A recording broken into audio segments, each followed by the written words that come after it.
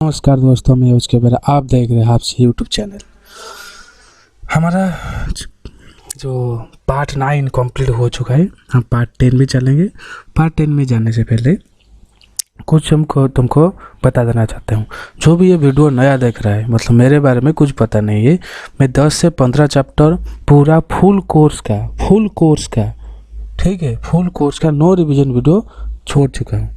ठीक है, अभी मेरे चैनल को जाइए और देखिए। नहीं पे भरोसा नहीं होता है तो चलिए हम स्टार्ट करने वाले हैं एग्जाम्शन का चैप्टर। ठीक है, चलते हैं। पहले मैं इसको साइड कर लेता हूँ। ठीक है बेटा, अभी चलते हैं। हमारा अभी इतने तक ख़त्म हो गया था, हम स्टार्ट करने वाले हैं एग्जाम्शन चैप्टर। ठीक है, 54D का देखिए, capital gain on transfer by way of compulsory acquisition of land and building of an industrial undertaking. देखो तुम्हारा क्या काम है ना, तुमको एग्जाम्शन लेना है। एग्जाम्शन लेने के लिए तुमको कुछ एक्विजिशन करना ही कंपल्सरी, मतलब गवर्नमेंट बोलता है तुम एग्जाम्शन पाने के लिए जो सेक्शन 54D के लिए जो एग्जाम्शन तुम पाना चाहते हो, ठीक है, तुमको कंपल्सरी 3 साल के अंदर में ये सब तुमको काम करना है। क्या क्या काम करना है सर, हमें आगे देखेंगे। ठीक है बेटा, इसमें एलिजिबल कौन होगा? Any assessee, no individual no firm, any assessee होगा। कंडीशन, ये सबसे इम्पोर्टेंट बात है condition. Must be compulsory acquisition land on building, मतलब तुम क्या करोगे, खरीदोगे, लैंड खरीदोगे एंड बिल्डिंग भी खरीदोगे, must be. Any rights and और बिल्डिंग, मैं थोड़ी ब्राइटनेस बढ़ा देता हूँ आपके लिए अच्छा होगा। एनी राइट्स लैंड और building forming part of industrial undertaking. ठीक है, मतलब ये छोटा PDF था, ख़त्म हो गया, मैं इसको काट देती हूँ। अभी चलते हैं नेक्स्ट PDF पर। The land and building should have been used for the assets for purpose of business। कोई क्या लिखा है? पर्पज ऑफ बिजनेस पे लिखा है, कोई एग्रीकल्चर लैंड में नहीं लिखा है, तो यूज होगा एग्रीकल्चर लैंड में। हमें यहाँ में क्या मिलेगा? जहाँ एग्रीकल्चर लैंड यूज होगा वहाँ में मिलेगा एग्जाम्शन पूरा एंटायर। बट यहाँ में क्या होता है, purpose of use agriculture land business के लिए यूज होता है। ठीक है, हम क्या करें, इन द ईयर, उसी डेट में, मतलब अभी 2 ईयर से, मतलब इमीडिएटली प्रीसीडिंग, मतलब बैक डेट ऑफ ट्रांसफ़र। जब तुम देखोगे इन द 2 ईयर, तुम जब date of transfer not agreement, ठीक है, डेट ऑफ ट्रांसफ़र को चला जाओगे, तब से तुम कैलकुलेट करोगे 2 ईयर्स के। ठीक है, मान लो तुम्हारा ये लिखा है, ठीक है, 2 साल लिखा है, 2 साल कैलकुलेट कब करें, पीछे चला जाएगा। मतलब अभी तुमको समझाता हूँ। अभी देखो, 1 जनवरी 2021 एक है। ठीक है, मतलब ये तुम्हारा है क्या, 2 ईयर लिखा है, यहाँ में तुम 2 साल बैक चला जाओगे, बैक ईयर्स। ठीक है, 2 साल चला जाओगे, क्या होगा, ये होगा, ये जो होगा वो सेम होगा, सिर्फ यहाँ में चेंज हो जाएगा 21, यहाँ में हो जाएगा 19। 2 साल पीछे चला गया ना, प्रीसीडिंग लिखा है, देखो यहाँ प्रीसीडिंग लिखा है, यहाँ पे प्रीसीडिंग लिखा है। क्लियर बेटा?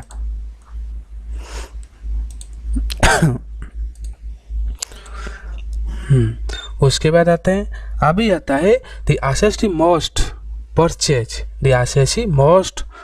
मतलब एसएससी तुमको खरीदना पड़ेगा, इसे मैंडेटरी, तुमको कंपलसरी खरीदना पड़ेगा। एनी अदर लैंड और बिल्डिंग और कंस्ट्रक्ट एनी बिल्डिंग, मतलब बिल्डिंग बनाना है। शिफ्टिंग और री एस्टेब्लिशिंग, शिफ्टिंग मतलब कुछ चेंज करना है, शिफ्टिंग री एस्टेब्लिश मतलब थोड़ी जो रिपेयर वगैरह करना है, और काम बंद हो गई तो फिर भी करना है।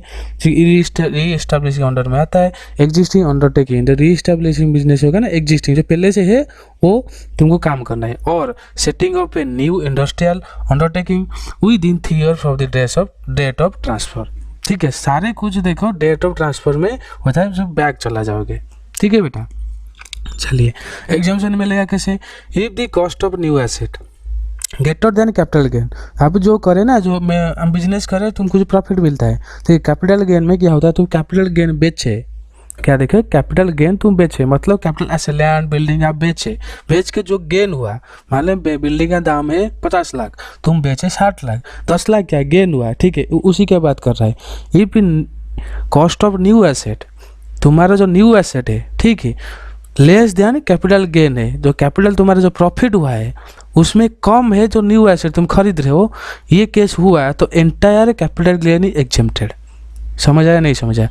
मान लो ये तुम्हारा कैपिटल गेन है 10 लाख, ठीक है, 10 लाख है, मान लो यहाँ में 10 लाख, तुम्हारा जो न्यू एसेट खरीद रहे हो ये है 5 लाख, ठीक है बेटा, ये क्या लगेगा, entire capital gain is exempted. देखिए मैं गलत बोला जानबूझ के, देखिए ये कॉस्ट ऑफ एसेट है 10 लाख, मान लो ये कॉस्ट ऑफ एसेट है 10 लाख, कैपिटल गेन है 5 lakh, clear, cost of asset 10 lakh, capital gain है 5 लाख, क्लियर। देखो cost of asset 10 lakh, cost of new asset 10 lakh, capital gain 5 lakh, entire capital gain not cost of new asset, entire capital gain is exempted. ये ज़्यादा हुआ ये कम हुआ तो ये पूरा जो कैपिटल गेन है एग्जेम्प्टेड होगा। देखो मैं यहाँ में लेस देन लिखा हूँ, मतलब न्यू कॉस्ट एसेट, न्यू जो कॉस्ट ऑफ न्यू एसेट में ये ज़्यादा है ये कम है, ठीक है, कैपिटल गेन यहाँ में कम है, किससे, न्यू एसेट से, जाके हमारा कैपिटल गेन क्या हुआ, एग्जेम्प्ट हुआ, क्लियर। दूसरे चलते हैं, ये भी कैपिटल गेन न्यू एसेट क्या हुआ, लेस देन कैपिटल गेन, मतलब यहाँ में अलग केस है, यहाँ में कैपिटल गेन ज़्यादा है न्यू एसेट कम है, यहाँ में क्या था कि न्यू एसेट ज़्यादा था कैपिटल गेन कम था, इसी वजह से एंटर हुआ एग्जेम्प्टेड। यहाँ में क्या है, कैपिटल गेन कम है, यहाँ में न्यू एसेट कम है, कॉस्ट ऑफ न्यू एसेट कम है, कॉस्ट ऑफ न्यू एसेट कम है, कॉस्ट ऑफ न्यू एसेट कम है और कैपिटल गेन ज़्यादा है, ठीक है। तुम जो बिजनेस करते हो लैंड और बिल्डिंग बेचे, यहाँ में कैपिटल गेन ज़्यादा है, ठीक है। हमारा अभी क्या होगा, जो extent of cost of new asset exempt होगा, ठीक है, मतलब जितना कॉस्ट ऑफ एसेट होगा उतना ही एग्जेम्प्ट होगा, पूरा कैपिटल गेन एग्जेम्प्ट नहीं होगा, ठीक है। मान लो कैपिटल गेन तुम्हारा 10 लाख है, वो तुम्हारा कॉस्ट ऑफ न्यू एसेट है 5 लाख, सिर्फ 5 लाख तक ही एग्जेम्प्ट होगा। लिखो extent cost of new asset is exempted, ठीक है। न्यू एसेट देखो, new asset is exempted. I hope तुमको समझ आया। फिर भी मैं दूसरे बार, पहले तुम समझ गए, पहले जो वो दूसरे बता देता हूँ। ये है इम्पोर्टेंट, ये कॉस्ट ऑफ एसेट कम है, मतलब कम 5 लाख है, कैपिटल गेन 10 लाख है, समझ आया।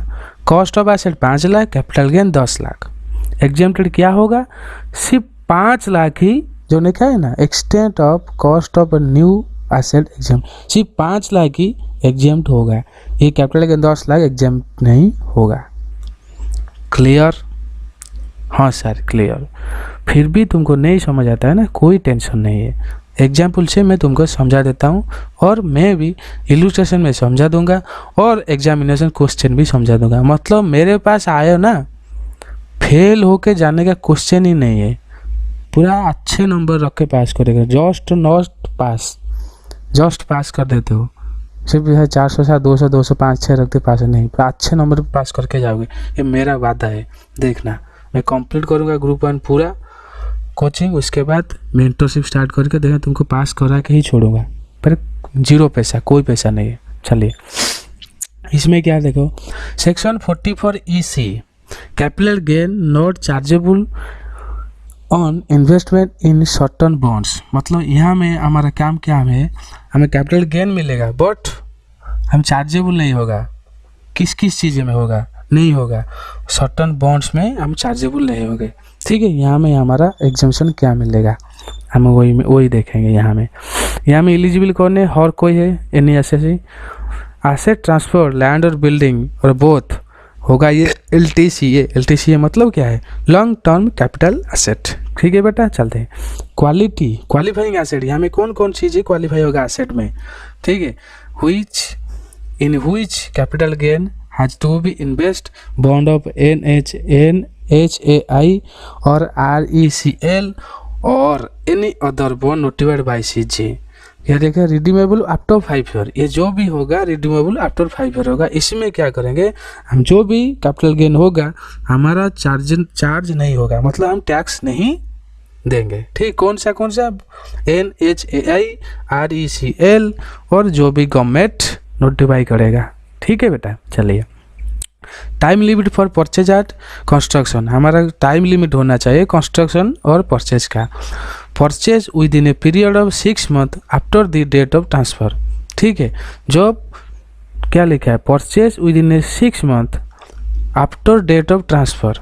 ठीक है, जब ट्रांसफ़र होगा तब जाके हम खरीदेंगे। ठीक है, ट्रांसफ़र मतलब डील डील डील डील हो गया, एग्रीमेंट हो गया हमारे साथ, ये एसेट मेरा है। ठीक है, उसके 6 महीने अंदर ये सब काम होना चाहिए। ठीक है, एग्जाम्पशन कितना मिलेगा, कैपिटल गेन और amount invested in specified bonds which ever is lower. ये क्या देखो, कैपिटल गेन और अमाउंट इन्वेस्ट, अभी कैपिटल गेन होगा तुम्हारा प्रॉफिट जो होगा लैंड बेच के जो भी काम करके, और अमाउंट इन्वेस्ट होगा स्पेसिफाइड बॉन्ड में। ठीक है, दोनों में जो लोअर होगा हम उसी को एग्जाम्पशन देंगे बेटा। ठीक है बेटा, चलिए maximum permissible investment out of capital gain arising any financial year 50 lakh. यहाँ में क्या लिखा है, मैक्सिमम डिडक्सेबल होगा 50 लाख का होगा और ज़्यादा नहीं होगा। क्या लिखा, maximum permissible investment out of capital gain arising in any financial year 50 lakh. 50 lakh से ज़्यादा नहीं होगा बेटा। Investment is made current financial year और सब्सिक्वेंट फाइनेंशियल और बोथ। इन्वेस्टमेंट तुम करंट फाइनेंशियल ईयर में कर भी सकते हो। ठीक है, और सब्सिक्वेंट में तो चलता है, एक ब्रिज होगा बड़ा सा, वो तो एक साल में ख़त्म नहीं होगा, 3 साल 4 में ख़त्म होगा, वहाँ में तुम आराम से, ये 50 लाख से ऊपर तो नहीं होगा, ये तुमको पता है। ठीक है बेटा। अब चलेंगे इल्यूस्ट्रेशन 13 पर, यहाँ तुम सारे समझ जाओगे तो जो भी डाउट होगा। Long term capital gain 75 lakh arising transfer of building 1/5/2020, मतलब मई के महीने में। ठीक है, ये मई के महीना में ट्रांसफ़र हुआ building, will be exempted from tax if such capital gain investment bonds redeemable after 5 years. ये बोल रहा है ये जो कैपिटल गेन है 75 लाख का अराइजिंग है transfer building 1/5/2020 will be exempted है। क्यों ना, कैपिटल गेन इन्वेस्टेड हुआ है bond renewable after 5 years by using NHI under section 54EC। हमारा काम है examine with reason whether given statement is true और फॉल्स। ये जो लिखा है ठीक लिखा है ना गलत लिखा है, हम उसको देखेंगे। चलिए देखते हैं, ये गलत लिखा है, फॉल्स लिखते हैं। The exemption under section 54EC has been restricted by limited the maximum investment in long term specified asset bond or NHI or RECL or any other bond notified by CG in this behalf redeemable after 5 years to 50 lakh.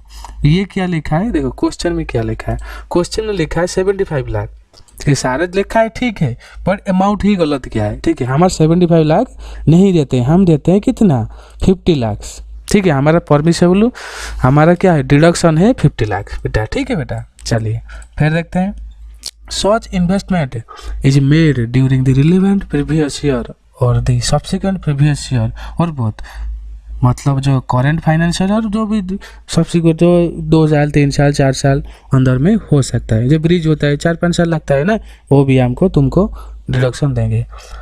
ठीक है, ये सारा तुम पढ़ लोगे। हम चलते हैं नेक्स्ट सेक्शन पर, ये तुम आराम से समझ जाओगे। ठीक है बेटा, thank you, take care, bye bye, वंदे मातरम।